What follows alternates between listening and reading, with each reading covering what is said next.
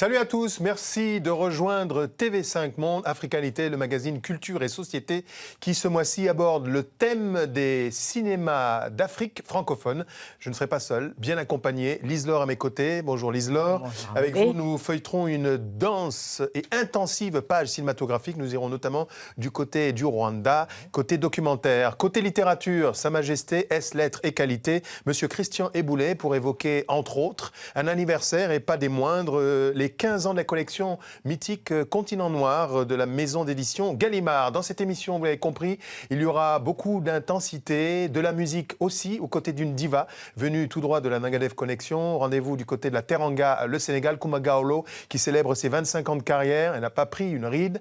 Vous allez pouvoir le constater vous-même. À nos côtés également, la dernière sensation pop africaine, le Camerounais Blik Bassi. Le tout sous le regard bienveillant de notre invité de marque, l'immense acteur, comédien et auteur, Émile Abosolombo. Soyez le bienvenu.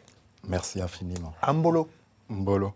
Bienvenue ici sur TV5 Monde pour évoquer une carrière, je disais, extrêmement riche, extrêmement dense. Vous êtes un homme pluriel, un auteur, un homme de télévision, un homme de théâtre. Vous excellez, semble-t-il, dans de nombreux registres. En est-il un dans lequel vous vous sentez plus particulièrement à l'aise ? Oui, la soif de liberté, la soif de vie, la soif de partage. Alors, je précise à ceux qui nous regardent qu'il va falloir vous saisir d'une encyclopédie tendance sémantique et lexicale, parce que c'est un poète permanent. On a l'impression qu'il y a quelqu'un qui lui souffle les... C'est incroyable. C'est un peu Lucchini, mais version tropicalisée. C'est bien avec vous que nous allons poursuivre cette émission. Je propose de découvrir, sans plus attendre, le portrait qu'Africanité a dressé de vous. Ah, bonjour, monsieur le curé. Bon, Mélanie, qu'est-ce qui te prend? Bah quoi, faire Damien, c'est mieux? Continuez à m'appeler Damien, tout simplement. Damien Marat, le père du jeune Rudy dans la série française à succès Plus belle la vie, devenu curé après sa sortie de prison, n'est autre que le comédien camerounais Émile Abosolombo. Mais je veux dire, tu seras prêtre ici à Marseille? Non, je vais abandonner la prêtrise. Membre du théâtre universitaire de Yaoundé au Cameroun, Émile Abosolombo fait ses débuts en 1982 dans Greystock, la légende de Tarzan, du Britannique Hugh Hudson. Ainsi donc mes bontés vous fatiguent peut-être. Non, madame, jamais, puisqu'il faut vous parler. Mon cœur de plus de feu ne se sentit brûler. Mais... Achevez. Sortons, Paulin, je ne lui puis rien dire. Deux ans plus tard, à l'âge de 26 ans, Émile Abosolombo intègre le Conservatoire national d'art dramatique de Paris. Très vite, cinéastes et metteurs en scène lui confient des rôles très variés. Et sur le continent, de grands réalisateurs lui font également confiance. Sa carrure et son charisme le conduisent bien souvent vers des rôles de méchants. C'est un acteur qui tourne depuis très longtemps et qu'on a vu petit à petit grandir, en fait, à la fois dans le théâtre et dans le cinéma et dans le stand-up, parce que lui aussi fait une double carrière. Il fait carrière ici, beaucoup, et puis il tourne dans les films du continent.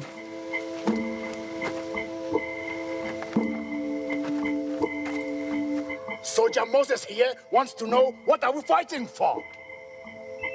Justice, soldier. Justice.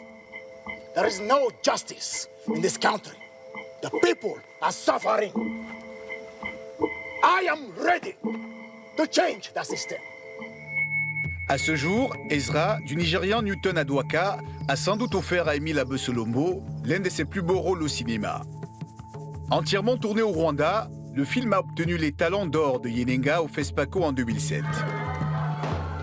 Ezra fut aussi l'occasion d'une rencontre artistique et humaine entre Émile et le réalisateur. Je continue de trouver insensé qu'un grand acteur comme celui-là n'ait pas encore trouvé sa place aux côtés des grands comédiens de sa génération aujourd'hui.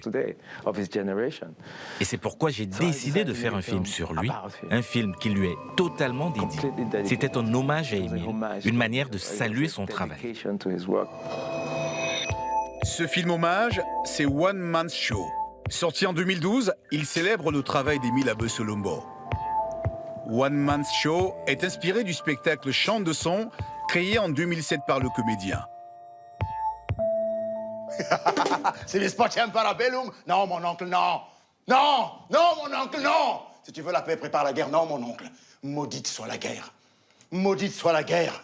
Maudite soit la guerre et 1000 fois maudit son cortège de malheur et de misère. Maudite soit la guerre, mon oncle. 1 million de fois maudit toutes celles et tous ceux qui, comme toi, nous poussent à la faire. Maudite soit la guerre. 1 milliard de fois maudite notre paresse devant les trafiquants de morts faciles et les marchands de misère. C'est vispacem par la pellum. Non, mon oncle, non. Non, non, mon oncle, non.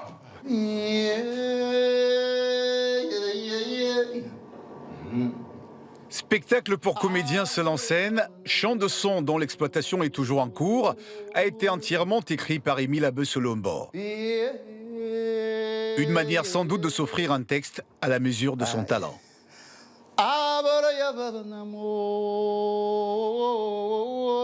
Alors Émile, on l'a dit, vous êtes seul dans ce spectacle en scène et c'est un spectacle dans lequel vous parlez à la première personne.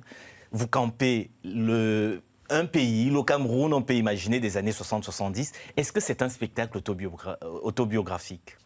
Oui et non. Autobiographique parce qu'il s'inspire de choses que j'ai vécues, des choses que j'ai vues, des choses auxquelles j'ai assisté. Mais non, parce que ce n'est pas un spectacle centré uniquement sur moi, puisque c'est l'histoire d'un jeune garçon, d'un petit garçon, sur le petit garçon que j'étais, mais sur tous les petits garçons possibles, qu'ils soient camerounais, togolais, d'abord africains, panafricains. Et ensuite, chaque fois que je l'ai joué, les gens m'ont dit « Ah, mais moi je suis allemand peut-être, mais j'ai eu un maître comme ça. Je suis espagnol, mais j'ai eu un maître comme ça. » Donc, pour moi, c'est d'abord d'essence d'enfance et d'essence de transmission par le grand-père spirituel interposé à l'enfance qu'il s'agit. Transmission de savoir, partage, avant d'être simplement mon histoire à moi. Alors, je me suis laissé dire que vous avez découvert le cinéma à l'âge de 3 ans et que c'est votre père qui vous y a amené. Alors, racontez-nous. En gros, en quelques mots comme ça, nous sommes à Yaoundé, sur une place publique. Yaoundé est une ville spéciale, hein, elle s'appelle Ongola parce qu'elle est entourée de collines. Et mon père m'a toujours dit que ces collines étaient magiques. Et j'ai pas eu beaucoup de peine à le croire. Nous sommes sous un ciel plein d'étoiles et mon père me porte sur ses épaules. Et il y a une foule et il me prend à part de la foule et il me dit voilà, 3 petites choses. Je te porte sur mes épaules parce que je souhaite, je prie et je travaille pour que un jour tu deviennes beaucoup plus grand que moi, que tu fasses encore plus que ce que moi j'ai fait. Et il me dit deuxième chose, tu vois cette grande toile blanche là, tu vas voir ce qu'il y a de magique, c'est encore mieux que les collines autour. Tu vois, il n'y a rien derrière, il n'y a rien devant, et tout d'un coup, le noir va se faire.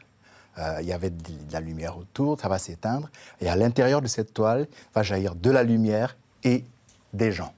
Il me dit, ça s'appelle du cinéma. Et je voulais à tout prix que tu vois ça, qu'on le voit ensemble. Effectivement, la lumière s'éteint autour, elle jaillit de l'intérieur de la toile. Et puis, j'ai pour premier parrain de mon premier baptême de cinéma, Les Frères Lumière, la sortie de l'usine, L'arroseur arrosé et toute une série de films de Charlie Chaplin. Alors justement, la prophétie du père va quasiment se réaliser alors que vous avez à peine 20 ans. Comment on se retrouve à l'affiche de Greystock, la légende de Tarzan, quand on a tout juste 20 ans et qu'on est au Cameroun sans piston, etc. Comment on fait? Toujours un peu par hasard. Hein. C'est une déesse, un dieu, une providence bienveillante. Hein, le hasard. Un petit coup de dé. Je ne sais pas, je ne peux vraiment pas vous dire. Les événements arrivent, on plonge dedans, on participe, et puis après coup, on peut mettre des mots, Mais voilà, je suis là avec des amis. Depuis l'école primaire, je joue, je travaille, je rêve de ça. J'aime beaucoup ça. Et puis, il y a un film qui se fait, je ne suis pas du tout au courant. Et il y a quelqu'un qui m'appelle un jour en me disant « Mais il faut à tout prix qu'on te voit parce qu'il y a un film qui se tourne. » Je lui dis « Tu te moques de moi, un film ici, pourquoi ?» Il me dit « C'est un grand film en plus. » Et je rencontre la directrice de casting, Mbouche, une Camerounaise, une américano-camerounaise qui vivait en Allemagne et qui était venue exprès pour ça.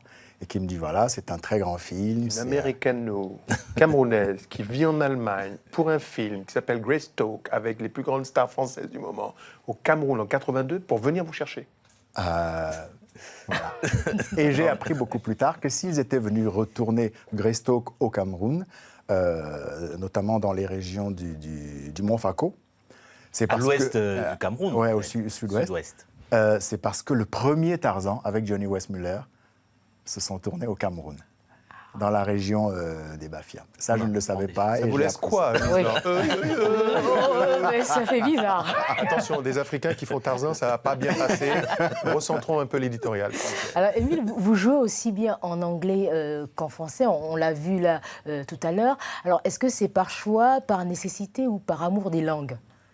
Par amour des langues, et ça encore, je le dois infiniment à mon père, qui, quand je préparais mon entrée en 6e, m'a dit, voilà, comme je t'ai dit que je voulais que tu ailles le plus loin possible, tu vas faire 2 concours à la fois. Comme ça, on a 2 chances si tu en rates un.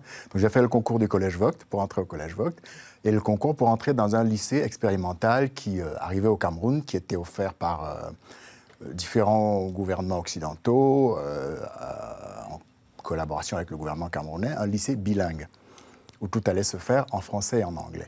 Et mon père avait déjà commencé par me dire des mots d'italien, des mots d'espagnol, me dire l'anglais, c'est important. Plus tu peux parler de langue, mieux ça vaut. Et donc, je fais les 2 concours et j'ai les 2. Et j'ai donc le choix d'aller soit au Collège Vogt, soit au lycée bilingue. Et avec mon père, on me dit toute une nuit, et il me dit, tu vas au lycée bilingue. Alors, Émile, vous êtes un homme qui avait la chance de tourner dans beaucoup de films, de télévision, destinés au cinéma. Nous allons recevoir plusieurs personnalités autour de ce plateau. Mais je propose avec nous de dresser un inventaire, un état des lieux de la distribution, mais avant ça, de la production des cinémas d'Afrique francophone. Wow. Et le César du meilleur film est attribué à Timbuktu. Le sacre de Timbuktu par l'Académie des Césars, c'était en février dernier au Théâtre du Châtelet à Paris. Son réalisateur, le Mauritanien Abderrahmane Sissako, devenait par la même occasion le premier cinéaste africain à se voir attribuer le César du meilleur film.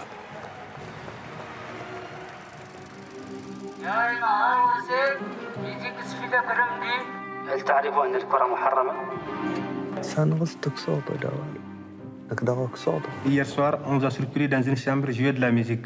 Est-ce que vous savez que c'est interdit?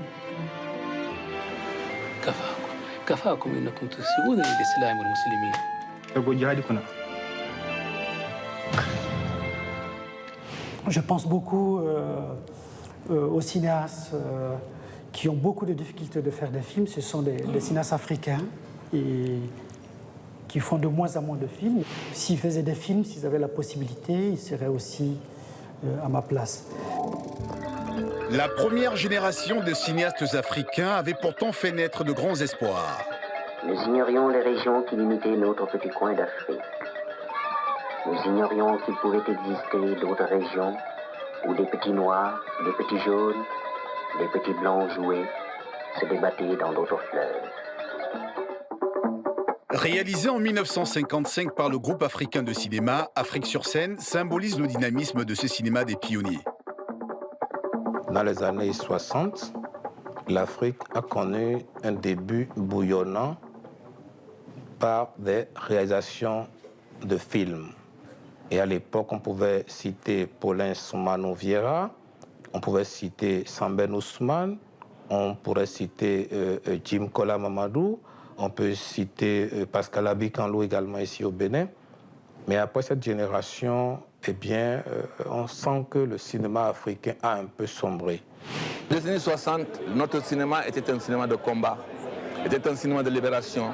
Ensuite, dans les années 70, 80, nous avons essayé d'améliorer cette cinématographie d'auteur, mais en ne faisant pas de films pour le public africain, mais pour les festivals. Ce public africain auquel nous nous adressions ne comprenait pas très bien de quoi nous parlions, quel cinéma nous étions en train de faire.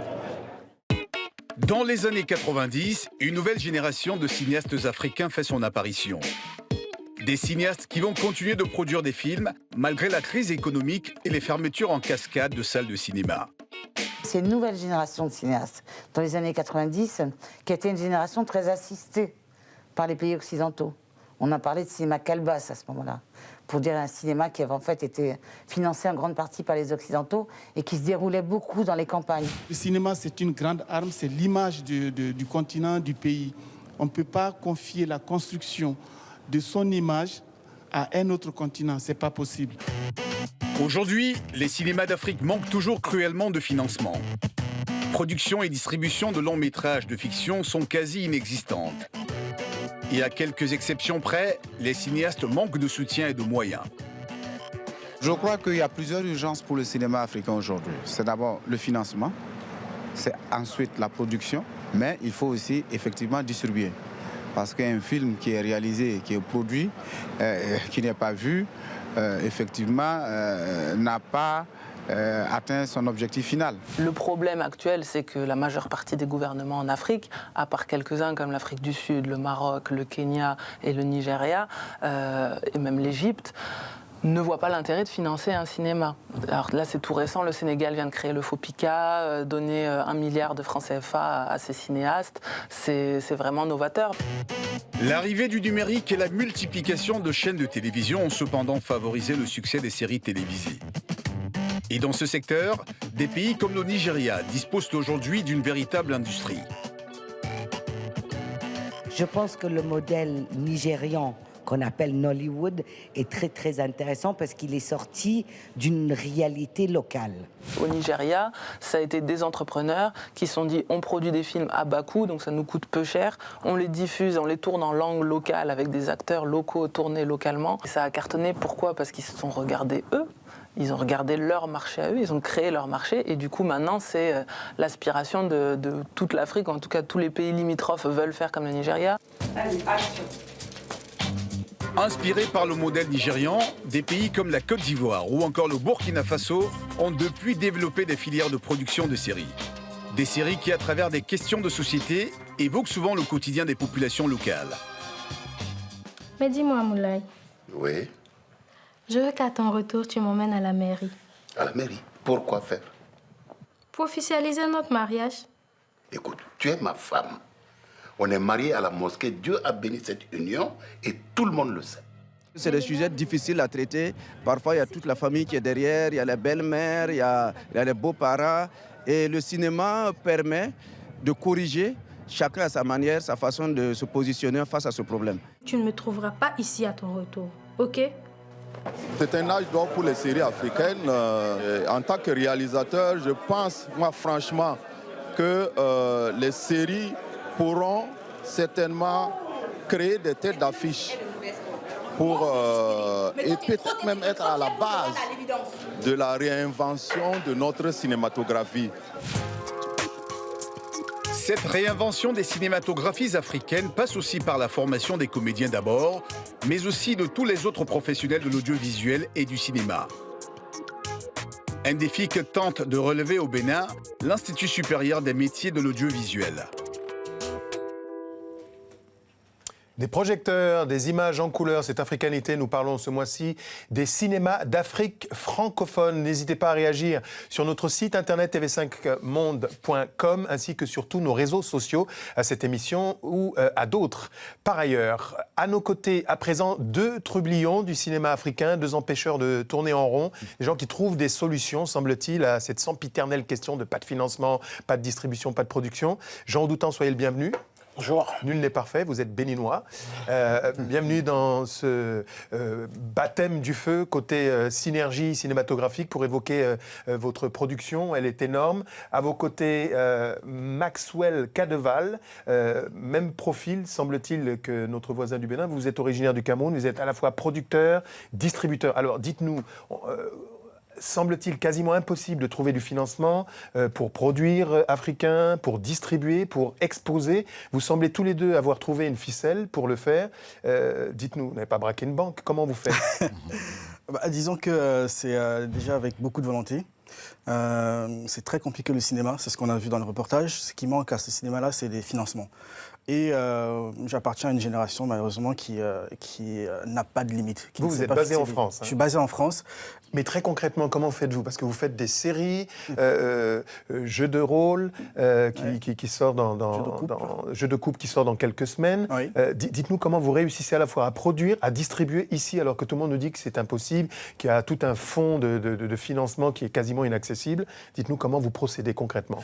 En fait, je procède différemment. J'ai observé un petit peu ce qui se passait depuis quelque temps au niveau du cinéma. Il y a beaucoup de cinéastes, il y a très peu de fonds disponibles et il y a une très très longue queue.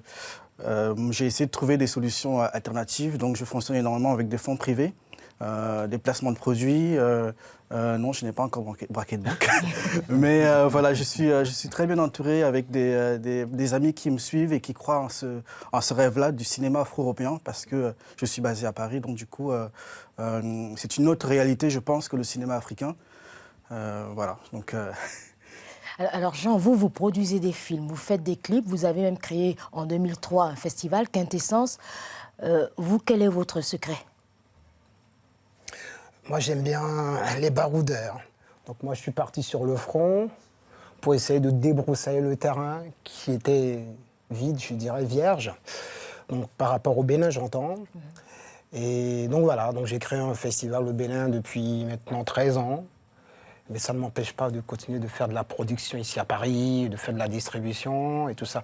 Mais contrairement à ce qu'a dit Max tout à l'heure, moi j'ai la chance d'avoir l'avance sur recette, donc c'est le CNC, et puis bref, d'avoir un peu de financement ici pour faire mes films, quoi, voilà, pour faire court. Alors vous êtes quand même un phénomène phénoménal. Je ne sais pas si ça va être un compliment pour vous. Moi, je vois en vous une sorte de Spike Lee. On voyait Spike Lee à Brooklyn aller lui-même mettre les bobines pour que ce soit projeté. Une sorte de Roberto Benigni, homme orchestre. Il a fallu passer par là pour faire exister sa cinématographie. Je crois qu'on n'a pas le choix. Il ne faut pas se leurrer. Ce ne sont pas les autres qui viendront nous faire notre cinéma à notre place. Et quand on comprend comment fonctionne la production ici en France, j'entends, on est obligé de porter soi-même tout, de faire tout, quoi. Donc voilà, moi, c'est pas touche à tout, c'est de porter. Le touche à tout, ça veut dire que c'est du bricolage. Le porter, ça veut dire qu'on va jusqu'au bout. Donc moi, je vais jusqu'au bout, donc je fais de l'écriture. Un film par an. Bon, non, quelquefois, c'est 2. Là, cette année, on va sortir 2 films. On en a tourné un, qui était vieux, c'est sûr. On en a tourné un au Bénin, qui s'appelle L'Argile, avec toute une bande de jeunes, avec Arcada Sobé, plein d'autres. Et tout ça, qu'on sort cette année via 45 RDL, c'est ma production. Et on fait les clips dont vous parlez là et tout ça. Donc, en gros, on est obligé d'être des tueurs, en gros, quoi. Des tueurs dans le bon sens du terme, hein, de porter, de mener à terme tous les projets, de ne pas avoir peur, quoi. Voilà. Il ne faut pas attendre que ce soit le blanc qui vienne nous tirer par la main pour nous mener là où il ne faut pas. Voilà. Émile, vous avez déjà un lien. Vous avez collaboré sur Jeux de couple en tant que directeur d'acteur. Quand vous entendez ces 2 protagonistes, ça vous donne de l'espoir? Vous dites, vous, en tant qu'acteur, vous allez en bénéficier de cette exposition éventuelle? Oui, 1000 fois. Et puis, c'est même pas que ça me donne espoir. Moi, j'ai jamais perdu espoir. C'est-à-dire que j'ai la chance d'être un peu plus vieux qu'eux. Donc d'être... Ça ne se voit pas. d'être en plein milieu de la génération juste après celle de Semben, de Suleiman, de tous ces autres réalisateurs et de leur génération. Et je veux dire que l'Afrique, pour moi, c'est juste un continent de titans. Je dis, quand on dit qu'il n'y a pas de moyens, on parle que d'argent.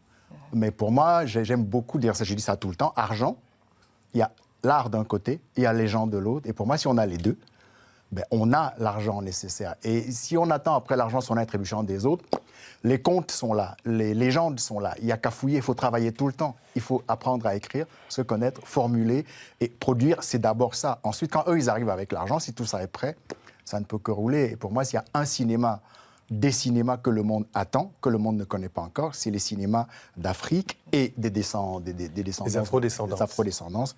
Donc, c'est une belle transition pour qu'on regarde tout de suite un extrait de Jeux de couple, la dernière production de Maxwell Cadeval. On regarde tout de suite un extrait.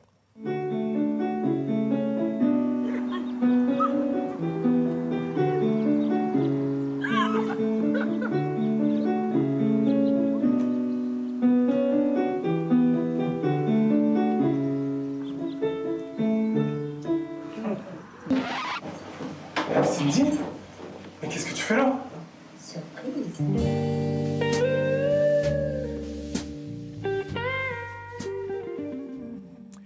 Il s'appelle Maxwell Cadeval. On vient de voir un extrait là. Il y a toute une nouvelle génération. Ça, c'est Jeux de couple. Oui. Une nouvelle génération d'entrepreneurs des cinématographies, des industries cinématographiques d'origine africaine ou antillaise qui initient. Il y a l'expérience d'AfroStream qui est une nouvelle plateforme.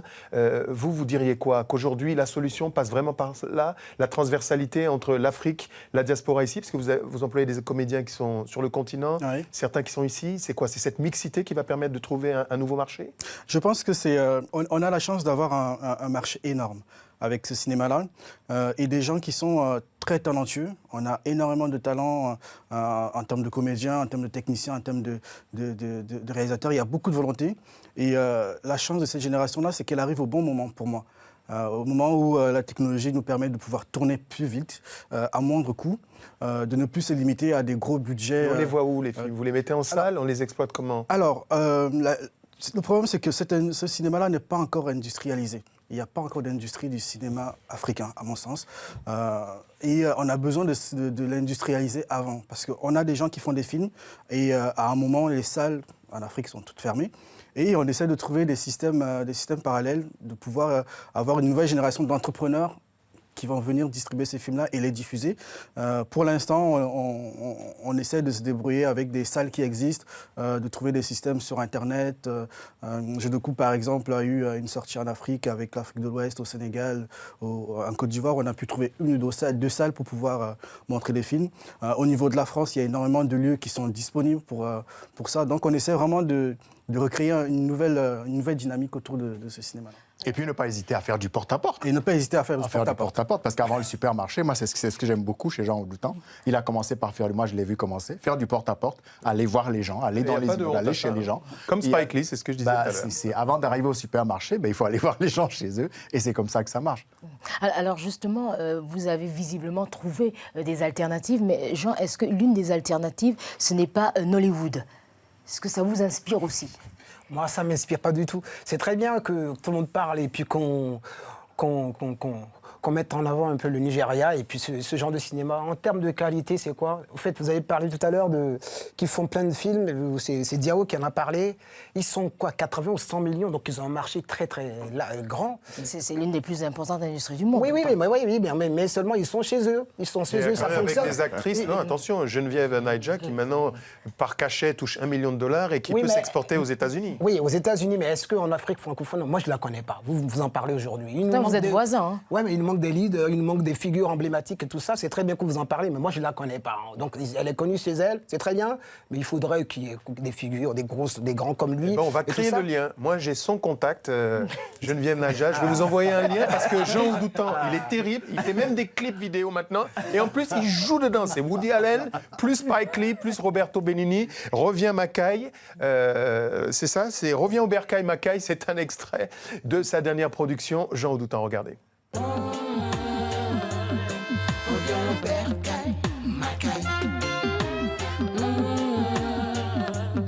Je suis en manque de toi, Mackay. Oublie nos embrouilles, Mackay. Je regrette sans toi. Reviens au Bercail Mackay, le prolixe, l'incontrôlable Jean Audoutan, l'une de ses dernières cuvées, production spéciale dédicace à toute la Nollywood Generation, parce qu'il arrive prochainement, c'est noté. Alors Jean, on voit par exemple aujourd'hui des groupes comme Lagardère s'investir dans le cinéma africain. Au FESPACO, on a une pléiade de prix spéciaux qui sont remis par des organisations sous-régionales. Alors comment est-ce que par exemple vous expliquez qu'aucun milliardaire africain, aucun grand groupe africain ne s'investisse dans le cinéma pour soutenir les cinéastes? Mais parce que le retour sur investissement est minable. Qui va aller investir sur un film africain qui ne rapportera rien? Soyons sincères. Vous savez, vous avez parlé du FESPACO cette année, par exemple. Le film qui a été primé, ou les films qui ont été primés vont sortir où? Silence radio. Et puis on ne les connaît pas, en fait. C'est très bien, mais on parle de festival. Le festival de Cannes va avoir lieu bientôt. Combien de films africains sont parmi la sélection? Zéro. Tout à l'heure, on parlait du Sénégal qui a mis 1 milliard. 1 milliard, c'est 1 524 000 €.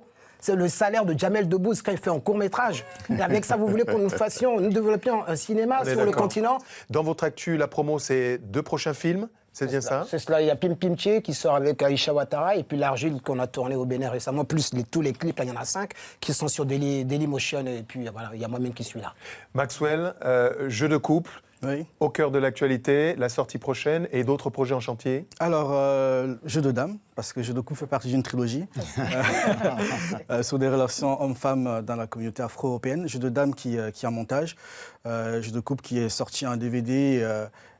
Donc, nous sommes en préparation du 2 parce que les gens ont pas mal aimé le 1. Bonne chance, en tout cas, pour la suite. À tous les deux. Merci à tous d'être passés. Oui, un dernier mot. Pour moi, nos milliardaires qui n'ont que de l'argent sont minoritaires. Les ressources sont ailleurs. Et comme disait magnifiquement Thomas Sankara, il faut oser inventer l'avenir. Et les vrais milliards, ils sont là, dans vos têtes, dans vos mains, dans votre savoir-faire. L'argent, ce n'est pas tout, c'est 1/10 de la chose. Ainsi parlait le comédien, une excellentissime transition pour évoquer à présent la fabuleuse saga des comédiens d'Afrique francophone. Regardez. Sotigui Kouyaté. Ce fut l'une de ses dernières apparitions publiques à Berlin en février 2009, un an avant sa mort. Sotigui Kouyaté recevait alors l'ours d'argent du meilleur acteur pour son rôle dans London River de Rachid Bouchareb. Il fut sans conteste l'un des plus grands comédiens africains de tous les temps. Ce prix, j'en suis content parce qu'il appartient à l'Afrique. Que mon exemple puisse servir à mes cadets. Mais ça demande du travail. Depuis la disparition de Sotigui Kouyaté en avril 2010, l'Afrique francophone peine à retrouver un comédien aussi emblématique. Dès leur début, les cinémas d'Afrique ont fait la part belle aux réalisateurs. Des réalisateurs qui avaient bien souvent commencé leur carrière sur scène, comme le Mauritanien Medondo, les Sénégalais Samba Ousmane, Edирbil Diop Mambéty, ou encore les Ivoiriens Timothée Bassori et Henri Duparc. Un des plus grands problèmes, je pense, des acteurs, c'est que c'est vrai qu'on est encore dans un cinéma qui ne valorise que les réalisateurs. Pourtant, dès les années 70, les Ivoiriens Sidiki Bakaba et Isaac de Bancolé s'imposent comme des comédiens de grand talent. Viens, ne restons pas là. Pour nous, ton geste est capital. Pourquoi on est responsable de la mort d'innocents? Je veux savoir. Il n'y a rien à savoir. Moi, ça, je suis déjà mort. Et un mort ne pose pas de questions. Durant les années 80 et 90, d'autres figures émergent comme celle des Camerounais Gérard Issomba et Félicité Ouassi. Je ne peux plus te voir avec mon fils. Sinon, je te mets emprisonné pour le restant de tes jours. Et je te conseille de ramasser tes copies et de sortir d'ici immédiatement. T'asseoir. Dans la foulée, des personnalités comme Aïssa Maïga ou encore Éric Ebouané et Émile Abesselombo deviennent incontournables. L'Afrique africaine. Mais sur le continent, nombre de cinéastes continuent de ravir la vedette aux comédiens, souvent relégués au rang de faire-valoir. Sans les comédiens, il n'y a pas de cinéma et les cinéastes, ils ont besoin des comédiens, comme les comédiens ont besoin des cinéastes. On va au cinéma pour voir les acteurs. C'est eux qui font passer les émotions que les cinéastes ont imaginées. C'est eux qui font pleurer ou qui font rire. Les cinéastes peuvent être célèbres, mais sur les écrans, c'est pas eux qu'on va voir. Tout en soulignant les difficultés de production des longs métrages de fiction, certains réalisateurs reconnaissent qu'ils ont besoin des comédiens. Nous-mêmes, les réalisateurs, nous avons besoin de ces comédiens-là. Absolument. On ne pense pas que nous avons perdu, non. Non, au contraire. Mais il y a deux problèmes qui se posent. D'abord, nous n'avons pas beaucoup de projets pour amener ces comédiens. Et puis, il faut aussi dire une réalité. Dès qu'un comédien a été une star remarquée dans un film, le film qui suit, il demande qu'on lui ouvre le coffre-fort du trésor. Non, en fait, non. C'est une exception. Je pense que ça peut arriver, comme ça peut arriver dans d'autres domaines. Dans ce paysage cinématographique difficile, les vedettes des séries télévisées comme l'Ivoirien Michel Gouhou parviennent tout de même à tirer leur épingle du jeu. Après ses débuts au théâtre en 1985, c'est grâce à la série Ma Famille que Michel Gouhou est devenu célèbre en Afrique francophone. Gouhou est une star parce que Gouhou est d'abord un très bon acteur. Mais ce qu'il y a, c'est que Gouhou passe dans des séries télévisées ou dans des clips qui sont vus à longueur de journée, tout le temps. Les acteurs des films, on ne les voit pas. On les voit où? On ne les voit jamais. Tout le problème est là. Action. Autre problème, l'amateurisme et l'absence de formation au jeu d'acteur, en particulier au sein des jeunes générations d'Afrique francophone. Il y a moins de comédiens, mais il y a beaucoup plus de bouffons. Des gens qui ne comprennent absolument rien. On nous voit parler, tout simplement, mais ils ne savent pas qu'il y a tout un travail derrière cette façon de parler ou même de bouger. Nous n'avons pas de centres de formation professionnelle. Le secteur est laissé pour compte et du coup, la jeunesse, par passion, se lance dans une formation sur le tas. Une nouvelle génération de professionnels bien formés et sans complexe commence cependant à émerger. C'est en particulier le cas pour cette équipe de la web-série policière lesbrouteurs.com, tournée ici, à Abidjan, en Côte d'Ivoire. Aujourd'hui, quel que soit l'endroit du monde où vous pouvez vous trouver, ce projet, vous pouvez le regarder, le comprendre, bien qu'il soit joué par des Africains en Afrique. Sans prétention aucune, je pense que ayant tourné dans Brouteur et ayant également tourné dans d'autres films, aujourd'hui, on peut facilement et naturellement jouer dans n'importe quelle production. On veut vraiment que le cinéma ivoirien, que les séries TV, tout ça, s'approche le plus possible du réel et traduisent exactement ce qui se passe dans la vie. Donc nous, c'est notre combat aujourd'hui et on cherche à aller plus haut. Un combat qui, on l'espère, permettra aux jeunes comédiens d'Afrique francophone de s'inscrire dans les pas de leurs glorieux aînés. Des palettes de couleurs, de tonalités différentes, c'est toute la foison du continent africain, de sa diaspora aussi. Des comédiens, nous en parlons abondamment. Avec un plateau explosif, nous accueillons l'une des rares actrices comédiennes afro, comme on dit, bankable avec Aïssa Maïga. Et quel bankable vous l'êtes. Soyez la bienvenue, Nadège Boussondia. Bonjour. Vous êtes l'une des plus catapultées sur la toile, mais également sur les grands écrans, en télévision et en cinéma. Je ne vous fais pas l'offense de vous présenter Lucien Jean-Baptiste. Soyez le bienvenu. On va vous présenter quand même. Parce que mais tout le monde se connaît ici. Faites pas genre, faites pas façon, manière. Je suis l'antillais de l'État. Mais non. Bienvenue, bienvenue. Alors, avec un type incroyable qui a tout simplement explosé le box-office. Vous êtes le tout premier afro-descendant à avoir atteint la cime des cieux en termes d'exploitation cinématographique, avec un scénario improbable, des Noirs qui battent les Blancs en neige. Il fallait y penser, c'est lui qui l'a fait. C'est la première étoile. Soyez les bienvenus sur ce plateau pour parler du statut des comédiens. Alors, Émile, on vient de voir une fresque ambitieuse, mais qui n'était pas exhaustive. On aurait pu rajouter à cette fresque des comédiens francophones, qui a commencé par Sotigui Kouyaté. On aurait pu rajouter, disais-je, Dieudonné Kabongo, par exemple, le Congolais. Forcément, ce rappel des anciens, ça vous touche? Beaucoup, beaucoup. D'autant plus que j'ai eu le bonheur et l'honneur de travailler avec Sotigui Kouyaté, avec Dieudonné Kabongo. Et donc, c'est toujours très émouvant de les voir là, non pas parce qu'ils sont partis physiquement, parce que des gens comme ça ne meurent pas. Ils sont toujours là. C'est simplement, voilà, de se dire que même le cinéma n'arrive pas à maintenir les gens ici éternellement. Hélas.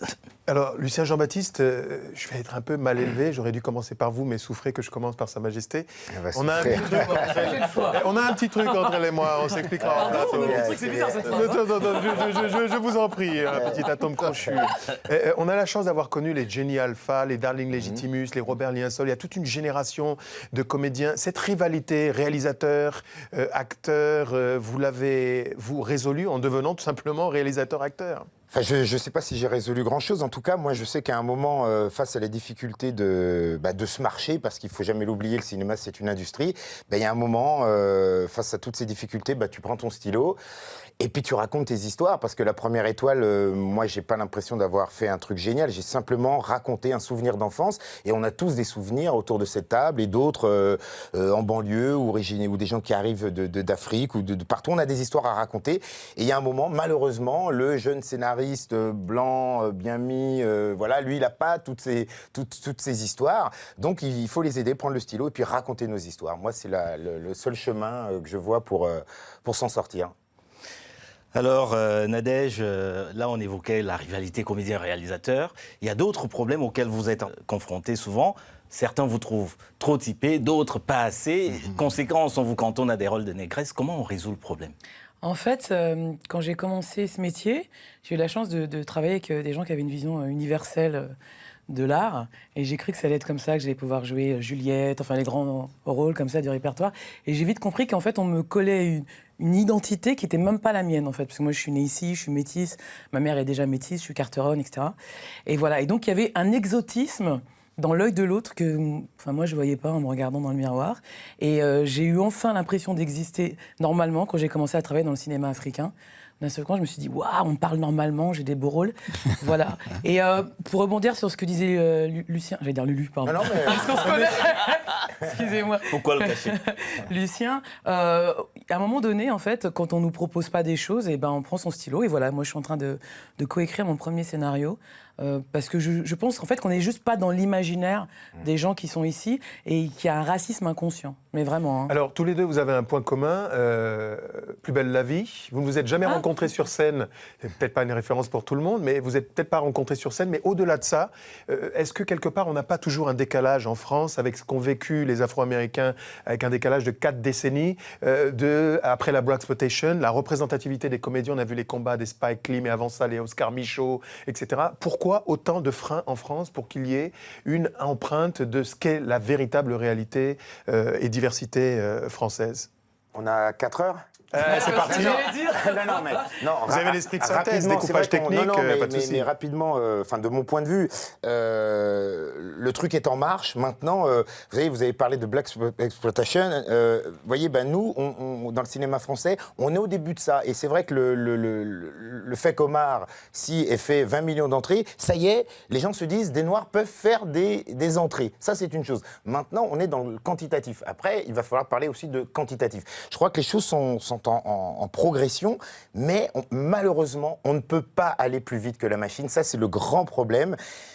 L'imaginaire, les problèmes d'imaginaire, etc., c'est vraiment un vrai blocage. Et la seule solution, je me répète, c'est que nous prenions nos productions en main, nous racontions l'histoire. Après, l'autre problème, c'est le public.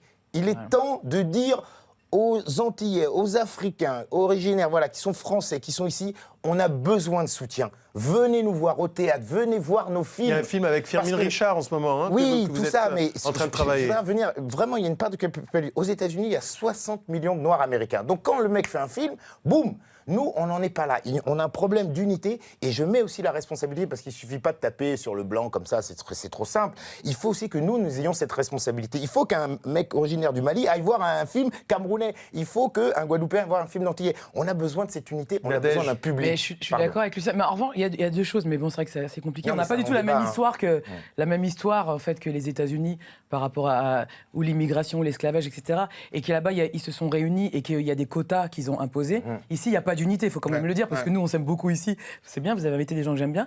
On ne va pas mentir. Il y a des gens, on n'est quand même pas unis, mais vraiment pas unis. Non, mais c'est pas une volonté, genre on n'est pas unis parce qu'on n'est pas unis. C'est une simple mathématique, c'est pas... Non, je pense que c'est pas du tout ça. Je pense, vraiment, je vois que, je vais pas dire de nom, qu'il y a des... C'est-à-dire que moi, quand mes copines, elles travaillent, etc., je suis très contente, mais je vois que c'est pas le cas de tout le monde. Il y a quelque chose où... Malheureusement, dès qu'il y en a un, on se dit toujours « Ah, pourquoi c'est pas moi ?» Alors que c'est pas grave. Moi, je suis complètement différente. D'Aïssa, que j'adore, que Firmin, on est différents. Et les hommes, déjà, il y a une unité que nous, on a chez les femmes, je vous jure, c'est vraiment compliqué, quoi. C'est vraiment compliqué. Voilà, non, mais là, vous voyez, j'écris mon troisième film, que je suis en montage actuellement. C'est l'histoire d'un pauvre noir qui sort de prison et qui veut devenir comédien. J'ai mis les pieds dans le plat, j'en ai marre, j'ai envie de... Voilà. Et il veut devenir comédien, mais il veut vivre un rêve. Et moi, j'ai envie que tous qui sommes ici, si on veut devenir ingénieur, si on veut devenir... dire aux gens, mais putain, faut y aller, quoi. Et ça sera difficile. Et qu'on nous brise mais pas. C'est difficile. Non, mais je suis d'accord, mais aussi dans la projection, que nos rêves ne soient pas petits, quoi. C'est-à-dire que moi, d'un seul coup, quand on me met dans un sous-ensemble aussi, moi, je suis en compétition avec Marion Cotillard, hein. Je le dis carrément. Hein. Je ne m'enferme pas, moi, bien sûr. dans un sous-ensemble. Il faut voir. Et en revanche, mais il y a même des guéguerres où moi, j'ai joué le rôle d'une Antillaise, et d'un seul coup, on dit, mais pourquoi vous prenez des... mais qu'est-ce qu'on s'en fout? Jouons, faisons nos choses, quoi. Allons-y, quoi. Parce que, vous voyez, moi, pour résumer, ma mère me dit ouais, je suis allé voir les ch'tis 6 fois. Et je lui dis, mais mon film, tu l'as vu combien de fois? Une fois ou deux. Tu comprends? Il faut comprendre qu'il y a un acte militant. Alors oui, la qualité, parce que les gens ils disent, les films entiers, les films africains, c'est pas super. On n'en est pas là, on n'est pas super. Il faut mettre ces 10 €, soutenir. Ça va faire des scénaristes, ça va faire des réalisateurs, ça va faire des metteurs en scène, ça va faire des acteurs. Et puis on va avancer comme ça, tranquillement. Et puis un jour, tout ça va se mélanger. Alors Christian, avec vous, un petit plongeon au cœur de la source de tous ces documents qui vous ont permis de préparer cette émission. Absolument, de nombreux DVD. On va commencer par Rue Princesse d'Henri Duparc, qui a été tourné en 1991. Ensuite, Run, dont on a parlé ici il y a 2 mois, dans l'une de nos émissions.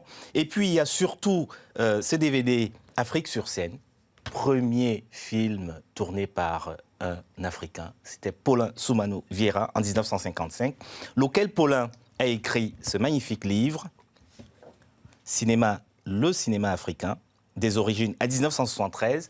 Les nombreux documents qu'il émaille nous ont permis de préparer cette émission, notamment les photos. Et puis on va terminer par celui-ci que je vous recommande tous, Les cinémas africains d'aujourd'hui, aux éditions Cartala. Voilà. Merci Christian. À quand un film réalisé par vous, Lucien Jean-Baptiste, avec Émile et Nadège? Voilà, justement, je plaisante pas, bientôt. Oui. Non, vous êtes tous témoins de cette phrase. Voilà, elle est où la caméra? Bientôt.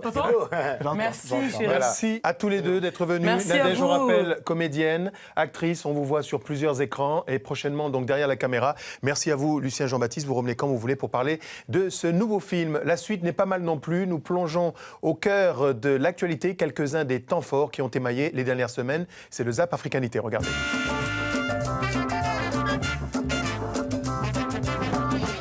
Il était une fois au Cameroun deux drôles de clowns et des enfants avec une histoire inspirée du temps présent. Je peux vous assurer que Boko Haram va vite mesurer la force de notre volonté collective. Et nous, enfants d'Afrique, quel est notre devenir? On est arrivé en Libye chez un homme qui m'a dit « Bienvenue en enfer ». Un enfant poli écoute, ne garde pas la palabre. Il ne cause pas comme un oiseau gendarme dans les branches de figuier. TV5 Monde vient d'être piraté. Une cyberattaque puissante revendiquée par Daesh. Sur les sites internet et les réseaux sociaux de la chaîne, le drapeau noir du groupe État islamique. À l'heure où je vous parle, nous déplorons la perte de 147 vies. Il est 22h quand le ministre de l'Intérieur révèle l'effroyable bilan. Au moins 147 morts. C'est la pire attaque perpétrée au Kenya depuis près de 20 ans. Il faut tenir face à la douleur des autres. Reconstruire à l'identique, avec cette terre glaise et ces pierres anciennes, ces maçons utilisent la technique ancestrale du banco pour redonner vie au célèbre mausolée de Tombouctou, datant du XVIe siècle. Le président égyptien se veut bâtisseur. Ce vendredi à Sharm el-Sheikh, il s'offre un public de choix, une vingtaine de chefs d'État, 2000 investisseurs, pour une annonce choc, une nouvelle capitale pour l'Égypte du futur. Ces maquettes architecturales de cités imaginaires. On avait fait un monument de l'art congolais. Il avait exposé ses pièces au centre Pompidou, à Paris et à la Villette. Son tableau représente une scène de la vie urbaine du Ghana, pays voisin de sa Côte d'Ivoire natale. C'est un paysage qui représente l'une des plus grandes décharges qu'on appelle Abogloshi, qui est au Ghana. Et c'est la plus grande décharge à ciel ouvert de e-déchets. S'il vous plaît, excusez-moi. Oui. C'est vrai que je suis content, mais quelque part aussi, il y a aussi le problème social.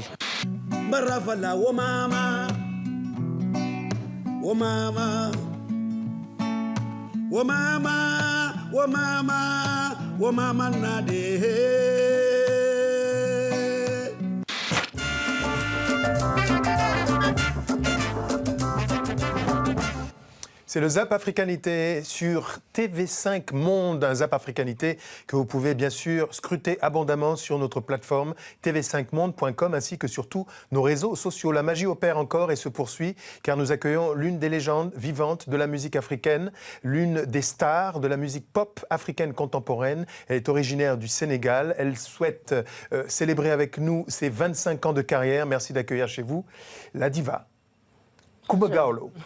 Soyez la bienvenue, Kumba. Merci bien. Merci. Bienvenue dans votre carrière. Il y a beaucoup de grâce. Est-ce que vous allez nous livrer? On en a lu quelques interviews que vous avez données à l'occasion de cette célébration. Je présente Émile Abosolo, comédien, acteur, qui connaît déjà votre musique, mais qui va certainement être intéressé par ce que vous allez nous dire autour de la suite de votre carrière, qui aurait pu être cinématographique. Est-ce qu'on ne vous a pas un jour proposé de passer de l'autre côté de la caméra pour Oui, assez souvent.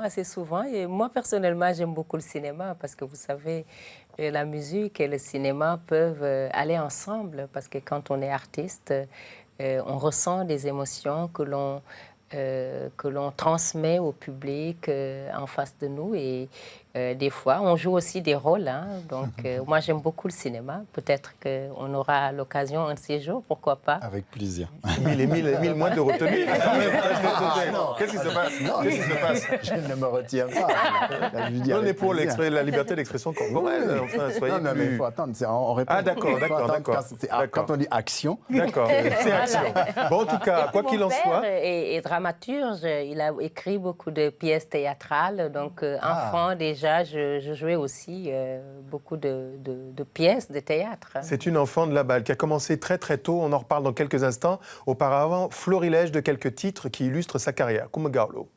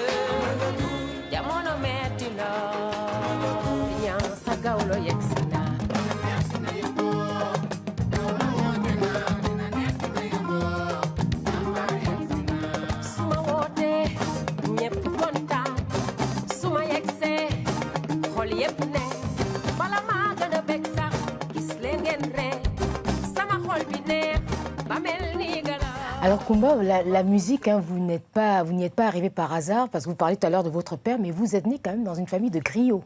Effectivement, je suis issue d'une famille de gaoulo de par ma mère et de griots par mon père, donc une famille d'artistes, hein, parce que ma mère chantait déjà, mon père aussi, auteur-compositeur, est issu d'une longue lignée de gaoulo, chanteurs traditionnels. Mon grand-père paternel, Omar Dior, fut un grand joueur de ngoni et à la fois un grand chanteur.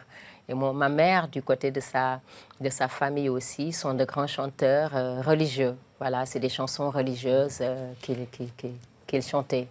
Et vous êtes une vraie précoce, vous avez commencé très tôt, très jeune, à l'adolescence, vous gagnez le concours de la Voix d'Or du Sénégal. Et sur une chanson d'ailleurs écrite par votre père, qui était intitulée Soweto.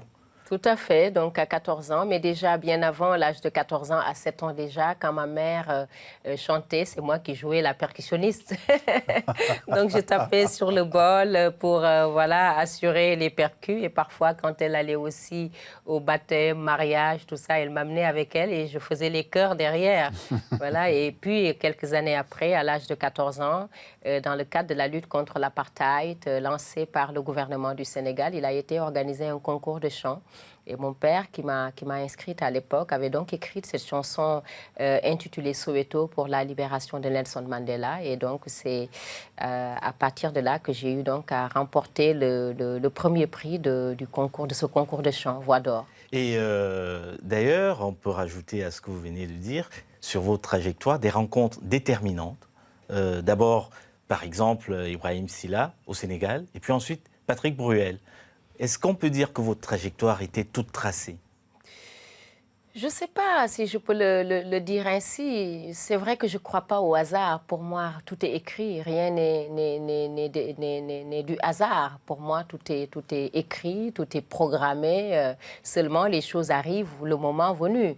Avant Ibrahim Silla et Bruel, j'ai sorti mon premier disque pendant que j'étais au collège.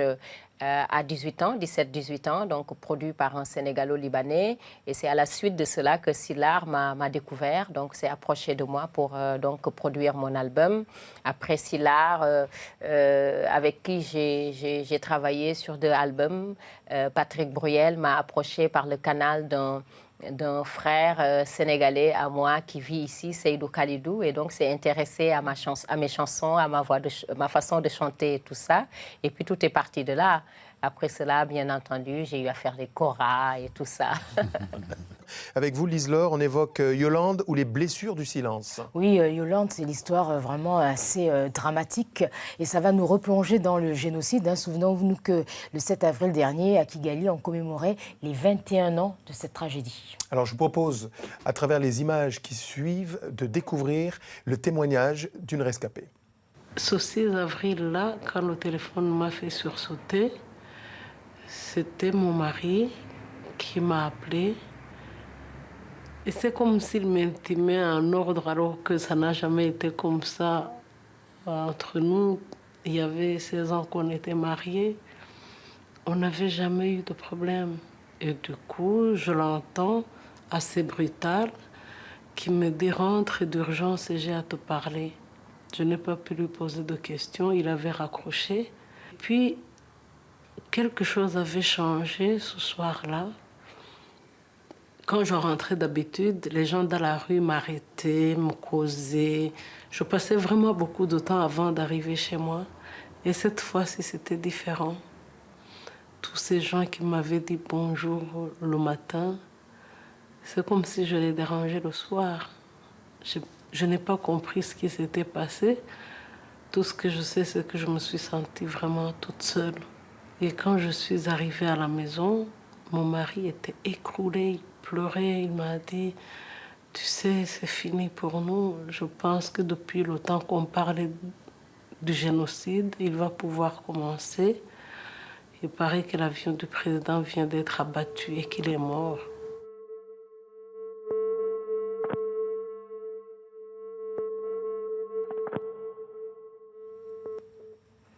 Alors, comme vous allez le voir, hein, le témoignage de Yolande Mukadassana est très émouvant parce que dans ce génocide, elle a perdu ses 3 enfants et son mari. Et elle le dit dans le film, elle vit pas, elle survit. Elle dit « Je suis plus en contact avec le monde des morts que celui des vivants ».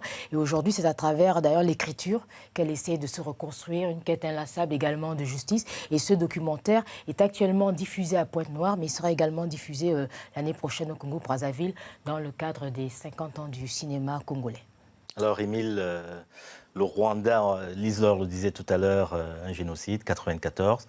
Aujourd'hui, malgré les critiques, le pays semble s'être relevé. Vous y avez joué Ezra. Comment avez-vous vécu les choses là-bas? Avec beaucoup d'humilité, avec une vraie belle leçon d'humilité et d'humanité. Parce que partout où j'ai été, si on ne vous disait pas qu'il y avait eu les événements de 94, ça ne se voyait pas. Les gens sentaient la tension et tout ça, mais on sentait surtout cette espèce de force tranquille et ce besoin de revivre ensemble. Ouais. Et quand je revois ces images, quand je vois Yolande, ce qui me frappe, c'est la force tranquille avec laquelle elle raconte ça.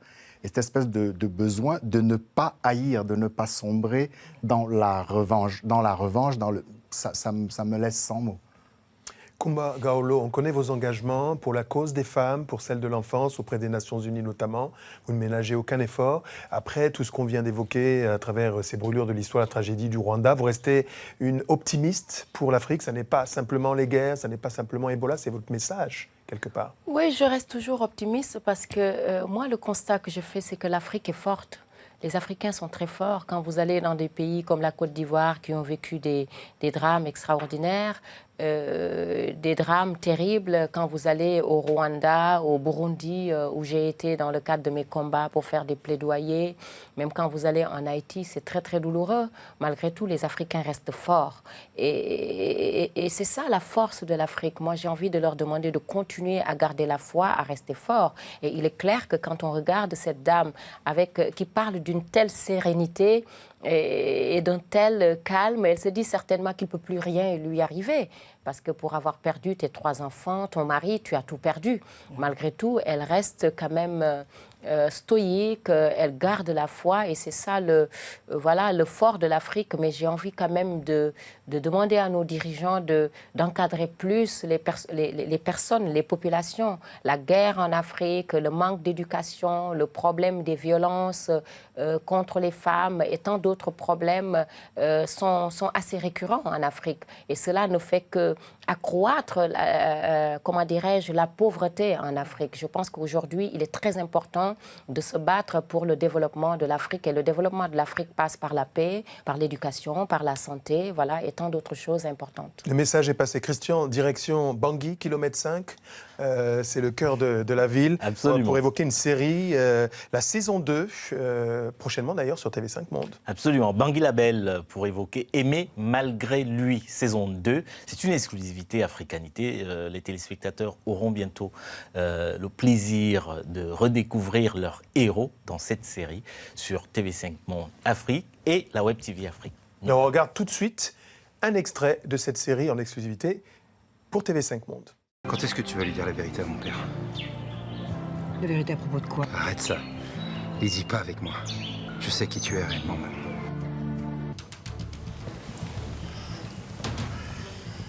Je crois que tu ne te rends pas très bien compte, Eva. La garde exclusive ne te sera jamais accordée. Tu entends? Jamais. Tu récoltes ce que tu as sémé. Aimer malgré lui, bientôt sur TV5 Monde.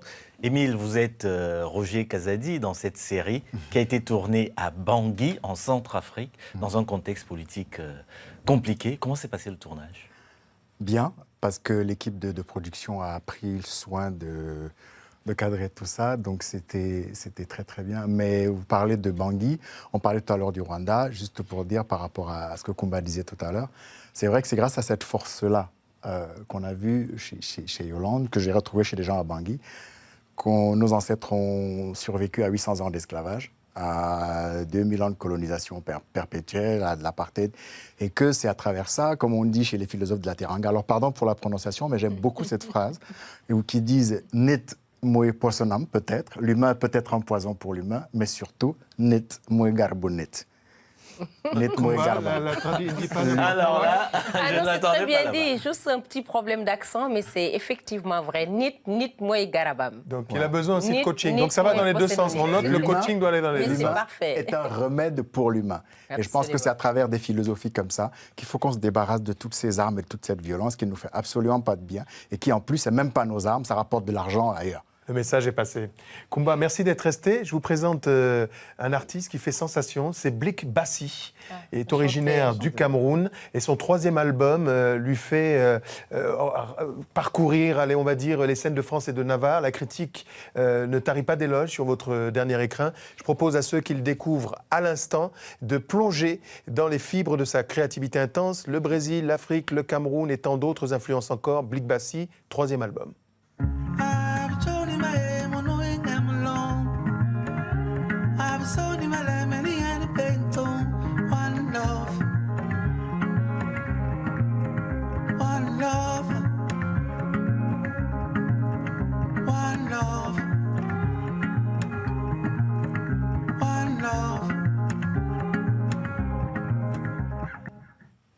Alors j'ai vu, Blik, que vous vous inspirez beaucoup des musiques traditionnelles.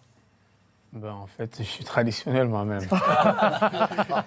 Non, mais c'est vrai, moi j'ai eu la chance de grandir entre Yaoundé, Nkolmeseng et le village Bassa. Donc voilà, j'ai passé des années pour une espèce de rééducation selon mon père au village. Donc ouais, j'ai une éducation traditionnelle et moi je me revendique vraiment comme étant un villageois, quoi.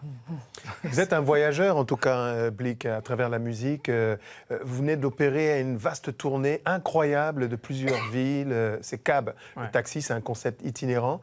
Il y a eu Bangui, il y a eu le Rwanda, il y a eu le Sénégal. Ouais.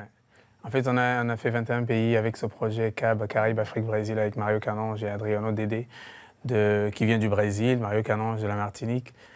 Et ouais, on a fait presque 3 mois de tournée et cela m'a permis de redécouvrir l'Afrique. Et tout à l'heure, je suivais le débat et je me disais, j'entendais tout ça et je me dis, aujourd'hui, le moment est arrivé pour l'Afrique comme je dis toujours à mes amis, c'est que l'Afrique va tout bouffer. Cette tournée m'a permis de voir la force qu'ont les gens avec très peu. La nouvelle génération, cette nouvelle génération qui fait des choses et qui n'attend plus de personne. Et ce qui est formidable, c'est qu'Internet est devenu, pour ces jeunes et pour cette génération, une opportunité incroyable. Et à travers Internet, la nouvelle technologie, ils font des choses incroyables. Et même dans le cinéma, j'en parlais avec Nadège tout à l'heure, je disais, le cinéma africain, on ne le connaît pas encore, il arrive. Et là, à partir de cette... Moi, je pense que le temps et le moment est venu pour que le monde entier découvre non seulement la musique africaine, le cinéma africain, mais aussi toute la culture qui accompagnait derrière. Et donc voilà, je suis hyper positif. Grâce à cette tournée m'a permis aussi de voir cette réalité. Et parce qu'ici, en général, on ne sait pas très bien. En général, on a des nouvelles de Boko Haram, d'Ebola et autres. Mais l'Afrique, même entre-temps, avance à un niveau incroyable. Merci Blick pour ces paroles précieuses. On va passer côté littérature avec Christian Éboulet. Peut-être Kumba, Blick, un livre de chevet? Oui, Une si longue lettre de Mariam Ba est un livre que j'aime beaucoup parce que le livre plutôt relate l'histoire réelle de la société sénégalaise avec les problèmes de la polygamie, avec les mariages entre un homme beaucoup plus âgé et une fille moins âgée et le fait que les femmes, malgré tout, prennent beaucoup sur elles pour garder leurs enfants, pour essayer de vivre en société malgré leur douleur intérieure. Et c'est d'ailleurs un livre qui est inscrit dans notre programme scolaire au Sénégal. Blick? Moi, je relis la biographie de Quincy Jones parce que, en tant que musicien et auto-entrepreneur, je pense qu'aujourd'hui, d'ailleurs, les artistes n'ont pas le choix. Ils sont désormais, pour moi, des start-upers. Et donc, voilà, vivant dans ce nouveau modèle économique et surtout de faire la musique, je relis cela pour essayer de m'inspirer encore plus sur tout ce que je fais en tant qu'entrepreneur parallèlement au métier de la musique que je fais. Littérature, donc, un anniversaire, 15 ans célébré avec Fast. Dans une grande maison, Gallimard, et une collection Continent Noir qui fête son 15e anniversaire, une collection dirigée par Jean-Noël Schifano qui compte aujourd'hui une quarantaine d'auteurs, 90 titres, 25 prix et il fête là actuellement les 15 ans. Alors il y a énormément de publications ces derniers temps. Ousmane Diarra, Eugène Ebodé, Henri Lopez, Marie-Thérèse Humbert, Mamadou Mahmoud Ndongo, Tchikaya Outamsi, que je conseille vivement, les œuvres complètes de Tchikaya Outamsi. Et puis, il y a un livre dont je vais vous parler, c'est celui-là de Gaston Polefa, encore un Camerounais, nous dira Kumba. Mais dans ce livre, Rendez-vous avec l'heure qui blesse, il nous parle d'un homme, Raphaël Élysée, qui fut le premier maire noir de France. Et cet homme a été malheureusement déporté à Auschwitz. Et dans ce livre, Gaston Polefa permet de faire revivre cette personnalité importante qu'on redécouvrira avec beaucoup de plaisir. Un mot, mais très court, sur ce que vous préparez, qui est très important en Afrique centrale. En Afrique centrale, je prépare du 1er au 3 octobre Musique 5.0, qui est un marché, les rencontres internationales musique et images. En fait, c'est un état des lieux de la musique et de l'image au Cameroun d'abord, et puis en Afrique centrale.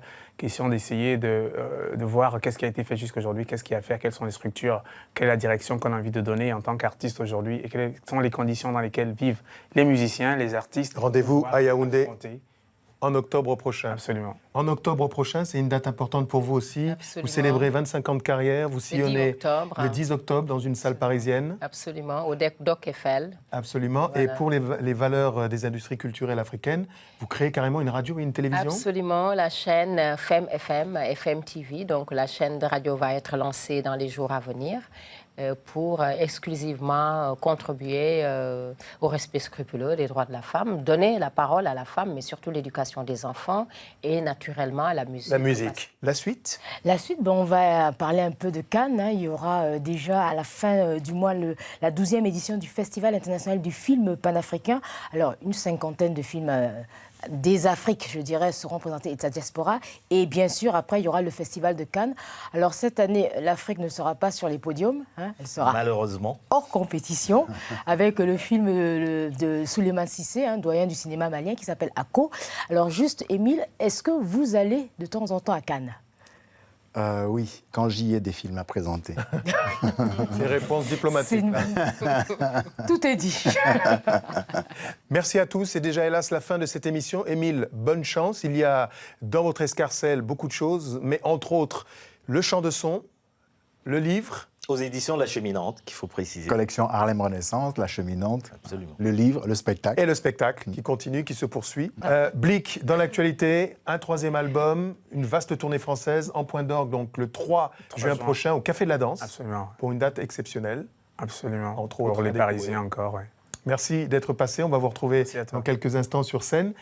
Mais vous, Kumagawlo, c'est effectivement la célébration donc, de ces 25 ans de carrière qui se poursuivent. Oui. Et on vous souhaite donc bon retour du côté bien, du fief de la Teranga. Merci à tous d'avoir suivi cette émission. Vous pouvez bien sûr retrouver sur tv5monde.com ainsi que sur tous nos réseaux sociaux. On se quitte dans la joie et l'allégresse en musique avec Monsieur Blic Bassi.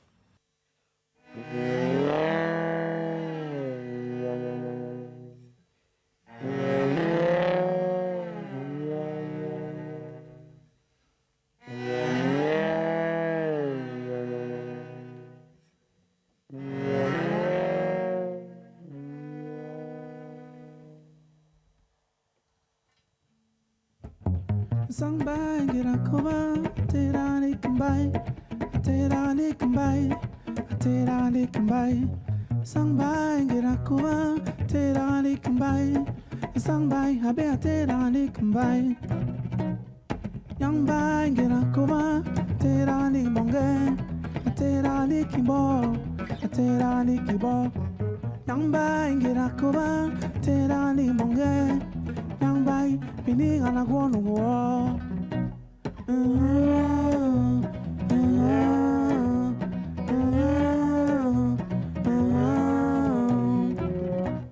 Sol nebole nebenga vantele nebenga vantele nebenga vantele Sol nebole nebenga vantele tele itembe guano wo